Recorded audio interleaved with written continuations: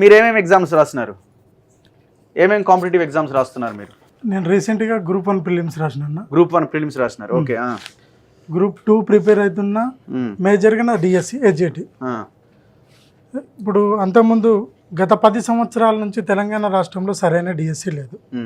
కేసీఆర్ ఎప్పుడు వేసినా ఓ 4,000 పోస్టులు 3,000 పోస్టులు అలా ఉర్దూ మీడియం, ఇంగ్లీష్ మీడియం ఇట్లా మీడియాలు పోతే తెలుగు మీడియం కావచ్చు అసలు స్కూల్లో అసలైన టీచర్ పోస్టులు లేనే లేవు. ఓకే.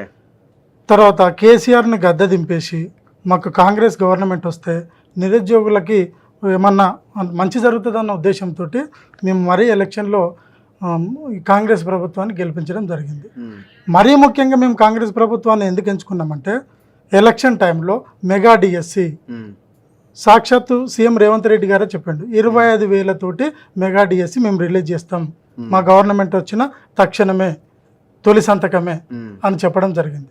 కేసీఆర్ వేసినటువంటి 5,000 పోస్టులకి వీళ్ళొక 6,000 పోస్టులు కలిపి 6,000 పోస్టులు కలిపి ఇది మెగా డిఎస్ అంటుంది. మెగా డిఎస్ ఎట్లయితే దగా డిఎస్సి చాలా వరకు అన్నా ఇంకో 10,000 వేస్తారేమో నెక్స్ట్ ఇయర్ స్టార్టింగ్ లో. 10 సంవత్సరాలు వెయిటింగ్ చేసినాం అన్న.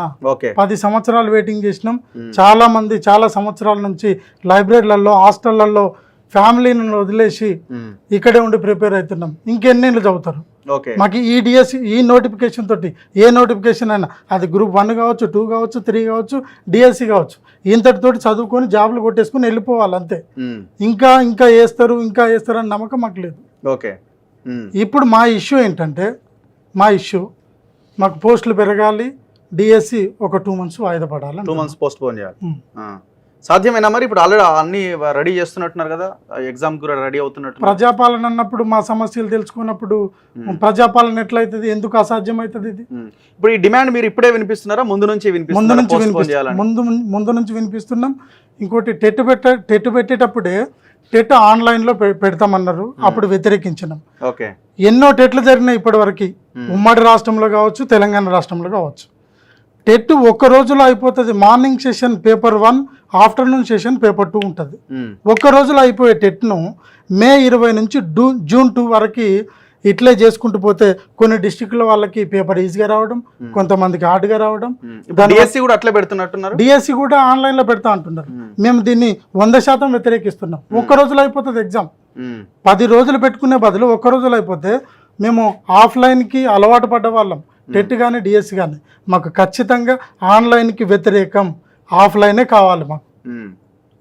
సో ఇప్పుడు చాలా మంది నిరుద్యోగులు కేటీఆర్ను కూడా వెళ్ళి కలుస్తున్నారు కదా, అంటే ఎందుకు మీరు అపోజిషన్ పార్టీ సపోర్ట్ అవసరమని వెళ్ళి కలుస్తున్నారా, లేకపోతే కలుస్తున్న వాళ్ళ లైన్ వేరే ఉన్నదా?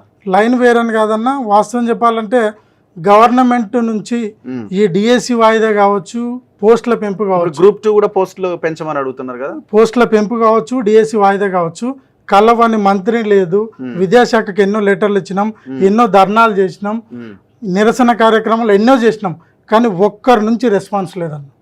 ఒక్కరి నుంచి రెస్పాన్స్ లేదు కాబట్టి ప్రతిపక్షం వాళ్ళని కలిస్తేనన్నా మాకేమైనా మద్దతు ఇస్తుందన్న ఉద్దేశంతో కొంతమంది మిత్రులు కలిసిర్రు. ఓకే. సో మీరేం చేస్తున్నారు? మీరు డిఎస్సి కోసం ప్రిపరేషన్ ఎన్ని రోజుల నుంచి ప్రిపేర్ అవుతున్నారు? 6 months. ఓకే, 6 months నుంచి ప్రిపేర్ అవుతున్నారు. సో మీరు కూడా పోస్ట్ పోన్ చేయమని అడుగుతున్నారా? పోస్ట్ పోన్ చేయాలి సార్. 2 months. ఏమేమి ఎగ్జామ్స్ రాస్తున్నారు ఇప్పటివరకు? మీరు ఏమేమి ప్రిపేర్? మొన్న 25కి హాస్టల్ వార్డెన్ రాసిన, రేపు 30కి డిఏ ఉంది, మళ్ళీ జూలై 16 నుంచి 30 వరకు డిఎస్ ఎగ్జామ్ ఉన్నాయి, మళ్ళీ గ్రూప్ 2 7, 8 ఉంది, మళ్ళీ ఇన్ని ఉన్నాయా మధ్యలో? ఇన్ని ఉన్నాయి సార్. ప్రతి ఎగ్జామ్కి 2 నెలలు పోస్ట్ పోన్ చేయాలి, గ్యాప్ ఉండాలి సార్. ఇప్పుడు మీరు టెట్ కంప్లీట్ అయిందా మీది? టెట్ రాసిన తర్వాత ఏం రాసిరు? తర్వాత గ్రూప్ 1 రాసిన. Group 1 prelims రాసిరు.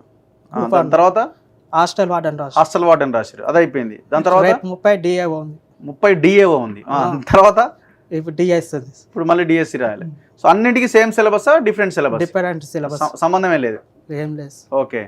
సో ఇంకా మీరు డిఎస్సికి వచ్చేసరికి మీకు మధ్యలో గ్యాప్ ఉండదు. మీ డిఏఓకి డిఎస్సికి మధ్యలో పెద్ద గ్యాప్ ఉండదు. 7 రోజులే ఉంటుంది. 7 రోజుల గ్యాప్ ఉంటుంది. సో మళ్ళీ అప్పుడు అంతా సిలబస్ అంతా మళ్ళీ డిఫరెంట్ సిలబస్ ఉంటుంది. 17 రోజులు ఉంది సార్. 17 రోజులు ఉంటుంది. 17 రోజులు ఎట్లా ప్రిపేర్ కావాలి సార్? ఓకే.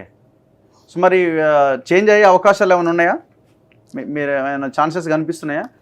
బుర్ర వెంకటేశ్వర సార్ దగ్గరకు పోతే 5 మంది వస్తే ఎట్లా వాయిదా వేస్తారు, అందరు చదువుకుంటే వాళ్ళు ఎక్కువ మంది ఉన్నారు, వాయిదా వేద్దాం ఎక్కువ మంది ఉన్నారు అని అంటున్నారు సార్. ఓకే. ఇంకోటి అన్న ఇప్పుడు అంటే కొంతమంది ఒక 100లో 90% మంది వాయిదా కోరుకుంటున్నారు. ఒక 10% ఏమంటున్నారంటే యాజ్ యూజువల్గా కంటిన్యూ ఇప్పుడు నాకు గ్రూప్ 2 విషయంలో మిగతా వాళ్ళు ఆందోళన చేసి నాకు కూడా ఒక 10-15 కాల్స్ వచ్చినాయి. వాళ్ళు ఏమంటున్నారంటే పడక నోటిఫికేషన్ పడ్డది, ఎగ్జామ్ జరుగుతున్నది, ఇప్పుడు దీన్ని ఆపితే మళ్ళీ ఇబ్బంది అవుతుంది, అది నడవనివ్వండి, ఇంకొక నోటిఫికేషన్లో అడగండి, ఇప్పుడు అనవసరంగా గొడవద్దు అన్నది కొంతమంది కాల్ చేసి చెప్తున్నారు నాకు. అయితే దీంట్లో ఏంటంటే అదే వాళ్ళు చెప్పే వాళ్ళు ఏమంటున్నారంటే ఇంకొక నోటిఫికేషన్ వస్తుంది కదా, జాబ్ క్యాలెండర్ వస్తుంది కదా, అప్పటిదాకా వెయిట్ చేయండి, ఇప్పుడు ఉన్న పోస్టులతో రాసుకోండి అంటున్నారు. ఈ ఉన్న పోస్టుల కోసం సీరియస్గా 10 సంవత్సరాల నుంచి గ్రూప్ 1 లేక 2011లో పడ్డది అన్న గ్రూప్ 1.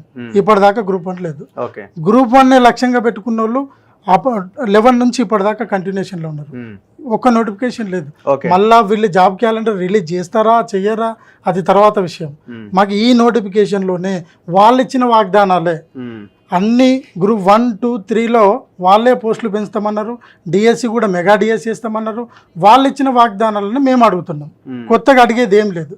వచ్చిన సంవత్సరంలోనే 2 లక్షల ఉద్యోగాలు ఫిలప్ చేస్తున్నారు.